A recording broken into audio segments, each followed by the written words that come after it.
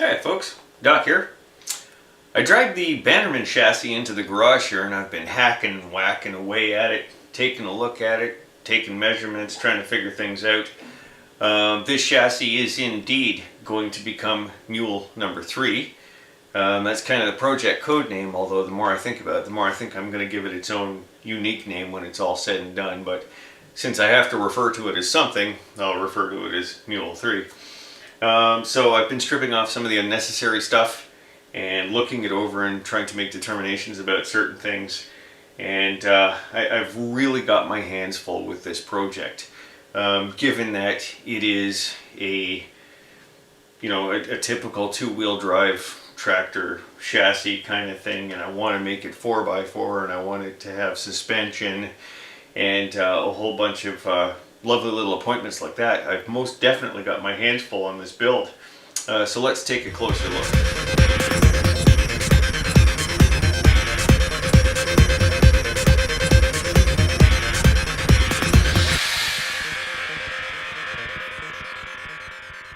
Okay folks, here she sits.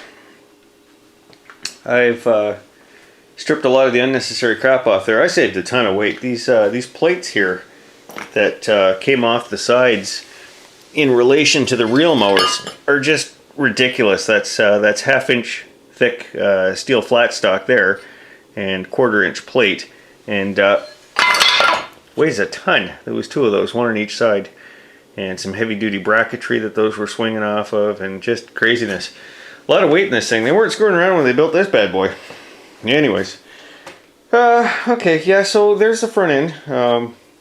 With a little less crap in the way. I know that you kind of saw this on the prior video. But yeah, it's a 2-inch square stock axle, thick wall, heavy duty. Somebody did indeed reinforce the tie rod by welding a piece of rebar to it. I'm not going to be using this axle anyways, in all likelihood. So it doesn't matter much, but it's a hell of an axle. Good for some kind of project, I imagine. I'm not going to just throw it out. It's got those high-speed hubs with bolt-ons. Just awesome. The steering box, the steering gear itself, I have not yet identified. I'm probably going to get it out of there and clean it up, get all the grease off it, and see if I can find out what it is.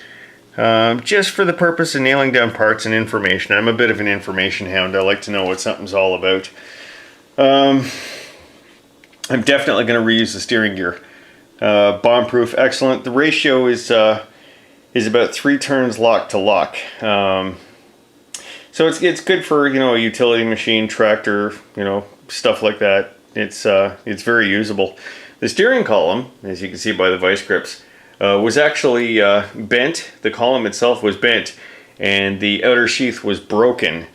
Somebody dropped this on its lid at some point and just schmangled that.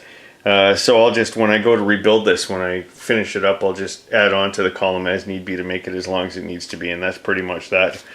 There's the brake master cylinder, and it's kind of seized up at the moment. I quickly put together a rod just to see if it would do anything, and I was just leaning on that pedal, and the piston wasn't moving, so I think she seized up, but I can deal with that later. A master cylinder is a master cylinder. Doesn't even have to be that one, doesn't matter. I've got a spare floating around somewhere I could even use if I had to. With a lot of the crap out of the way, I've got a better look at the driveline, and I can give you a better look at the driveline. This right angle gearbox here, I haven't yet identified the manufacturer. I've got to get that pulled out and cleaned up. It may be a Peerless, it may not, but I love the fact that it's a T-drive. It's got the shafts on both sides, so it's got a through shaft, and I can put pulleys or sprockets on either end, and I don't have to worry about orientation or direction or anything like that. It's lovely. As you can see by the chalk marks here, I've also been figuring out my ratios. And in a second, I'll give you an idea how that works. Pretty easy to do. So the right angle gearbox, the T-box there, is a 1-to-1 ratio in and out. So for every 1 turn of the input shaft, the output shaft turns once. So it makes figuring out the ratios real easy when that's used. And the transmission. I've had some questions about the transmission, some people wanting to know what it is and who made it and where to get it. It's a hell of a gearbox. I'll come around to the other side. It's all iron. It's a 3-speed. And you can see I apologize for the lighting. The lighting in this corner of the shop isn't that great. I'm going to have to work on that. You can see the T92-1B on there, USA, and DNE, which I believe is Doug Nash Enterprises. It's marked on top as well. Now the thing with this is, I got to get this tag cleaned off and see if I can read it. The thing with this transmission is this particular design has been in use since the late 1930s and was originally produced by Warner Gear, and it's been licensed and manufactured in several name brands. There's a company called Olympic right now that has been producing them for decades. Very easy to find on the internet, olympicgear.com, and this is kind of like this is their thing. This is what they do. So the designation is T92 from Olympic and probably from Warner Gear. Just see T92 on the top there as well, and then there's the BT92 from Doug Nash. Either way, it's the same transmission, just depending on who the hell put it together to the same specifications. And they've been used for many, many years, decades literally, on a lot of different equipment. So it shouldn't be that hard for you to locate one or locate parts for one. They're pretty common from what I can tell. Anyways, the differential I have not yet identified either. I thought I had it, and it turns out I wasn't quite right. It's interesting. It's got a dropout third member, kind of like a Ford 9-inch. Instead of having the casing and then just a separate bolt-on cover. So I'm still working on that. What I was doing, like I said, as you can see according to the chalk marks there, is figuring out my ratios. You can see that I was using my welder's soapstone and making notes as I went along. So basically the idea is you put a chalk mark to line up your rotating components, input and output. You can just see a chalk mark here and a chalk mark here on the output yoke. And then you just turn the input and count the number of turns, and it's that simple, really. So I've got the transmission right now in third gear, and I already determined third gear to be 1-to-1, but I'll show you anyways. So we're just going to turn the input and watch the output turn. And as I come around with it, we're going to see that as my input gear chalk mark lines up, right there, my output gear chalk mark lines up. So that's a 1-to-1 ratio. And you can see the chalk marks I put over here too. So just to give you an idea, let's put this thing into second gear. I believe that's second, I'm still getting used to this. And we're going to start rotating. And you'll see that the output is turning slower than the input was. So as we come around, I've hit the first chalk mark, but that hasn't come around again. So we're at 1, and we're going to turn and keep turning. Oh, and there's our mark there. So it's 1 point something to 1. But what's the point something? Where's our mark? Oh, there's our mark. Hadn't quite come around all the way again. In fact, it's at, let's just back that up a bit. It's at about 3/4 of a turn. So the ratio for second gear is about 1.75 to 1. And if we look over there, I marked it as 1.75 to 1. Now just for kicks and giggles, I did some research on Mr. Internet there. There's my original notes. There's my original notes. And you'll see that I've got first gear marked as 3.4 to 1 and second gear marked as 1.75 to 1. According to the internet, first gear is 3.294, so basically 3.3, and I've got it as 3.4, so I was awfully damn close there. And second gear is 1.72, and I've got second gear is 1.75. So as you can see, it's close enough for rock and roll. That'll get you where you need to be pretty quickly and pretty easily. You know, if you need anything that fine, like right down to the second or third decimal place, then you're probably using your math a little bit more than I am. You know, until you get into racing, I don't even think it needs to be that accurate. But anyways, that's how it's done. So all I did was I did the same process all the way through it. So somewhere on here, wherever I put it. Oh, there it is right there on the key there. I've got a chalk mark here, so I was figuring out the ratio here. And then for the transmission, I did the same thing for all 3 gears and reverse, just matched the marks, counted the turns. And the same thing for the rear axle. I figured out the axle ratio to be, I think it was 6 to 1, 6.3 to 1, something like that. Anyways, I need to know this so that when everything is said and done, I can figure out pulley ratios so that this thing travels at a speed that I want it to do. And that's something I got to figure out, because at really low ratios, okay, well, it's not going to move worth a damn, but it's going to have a spit load of torque. On the other hand, gear too high, and you've got insane speed and maybe even not enough torque to get where you're going.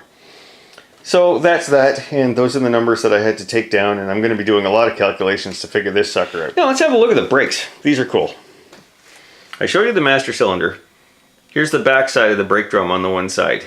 And as I zoom in, you can see it looks pretty much like an automotive brake drum, which is really cool because it's an automotive looking axle. And it works very much the same way. You can see where the hydraulic line goes in. You can see the bleeder nipple. And that lever on there would have been for a parking brake. You can see that pulley there where I guess the cable wrapped around for the parking brake. So we'll come to the side that I took the drum off. And again, I apologize for the dark in this corner of the shop. It's all I've got at the moment. But you can see the master cylinder there. That's a very unique master cylinder with the curve in it. Don't see a lot of that.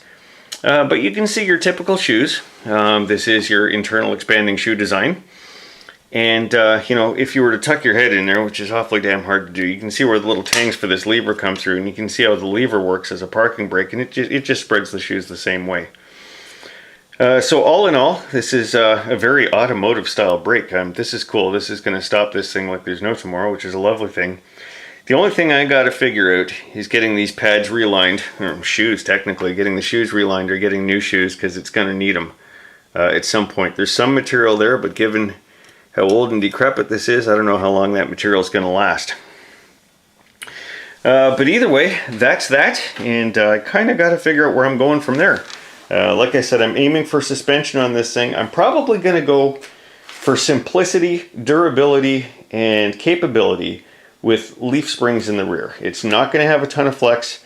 I'm not too concerned about that. I mean, let's face it, in more or less stock configuration, there's no damn flex in the rear end to begin with. So whatever I do back there, anything's a bonus as far as suspension or flexibility or articulation are concerned. And because it's shaft drive, I can articulate it very easily. So that's a lovely thing. So I think I'm going to keep it simple back there with leaves. Up front, I do believe I'm going with a double A-arm and coilover combination off a 99 Yamaha Wolverine 350 ATV. I've got the bike sitting around. I was going to do a restoration. The rear end of it got burnt in a fire. And, I've got too many parts, too many damn projects, and screw it. By the time everything's said and done, what the hell do I need an ATV for anyways? So I'm going to use the front axle off that. It is a 4x4, so it will be a driven front axle. And I've taken a bunch of measurements, and it's feasible. It's not going to be easy, but it's feasible. And so somehow, once the axle's set up and good to go, I may wind up having to widen the axle a little bit, which is going to be interesting. It's spreading the mounts left and right a little bit further and then extending the shafts. The biggest problem is getting power to that axle, right? The ATV in question was indeed shaft drive, so there's going to be, an input yoke. Now I have to take drive off here somewhere and get it to there. And I think what that's going to consist of, I don't know what this bracket's for, but that's got to come off next. I think what this is going to consist of is I'm going to cheat this yoke backwards a little bit, and I'm going to get a sprocket in there, and I'm going to take chain off of that to a shaft that runs forward. And of course, everything's going to have to be reconfigured. So, don't say, well, that's in the way. Well, yeah, it is in the way. I'm going to have to deal with that.